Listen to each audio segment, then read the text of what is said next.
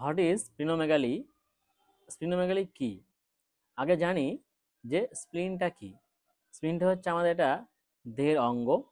এটা কোথায় থাকে?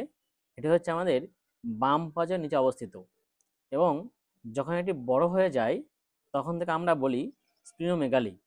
এবং এর কাজ কি? এর কাজ হচ্ছে আমাদের ব্লাডে শ্বেত রক্তকণিকা বাড়াতে সাহায্য করে বা রক্ত পরিষ্কার করতে সাহায্য করে। এবং এর অবস্থান কোথায়? বাঁ পাজার ঠিক নিচে এ অবস্থিত। এবং যদি আমাদের স্প্লিন বড় হয়ে যায় তখন কি লক্ষণ দেখা যায়? এই লক্ষণ হলো পেটে ব্যথা করে, বা অনেক সময় স্প্লিন বড় হলে তার পেটে একটা পূর্ণতা সে ফিল করতে পারে।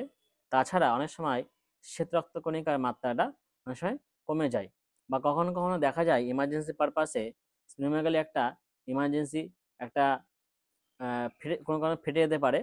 ফেটে গেলে তখন কিন্তু ইমার্জেন্সি অপারেশন হওয়ার প্রয়োজন হতে পারে। তো আপনারা কেউ স্প্লিনোমেগালিকে খুব ইজিলি ভাবে ভাববেন না। এই লক্ষণগুলো দেখতে পান বা যদি ইউএসজিকে দেখতে পান, তার একটা যথাযথ চিকিৎসা নেবেন। সুস্থ থাকুন, ভালো থাকুন।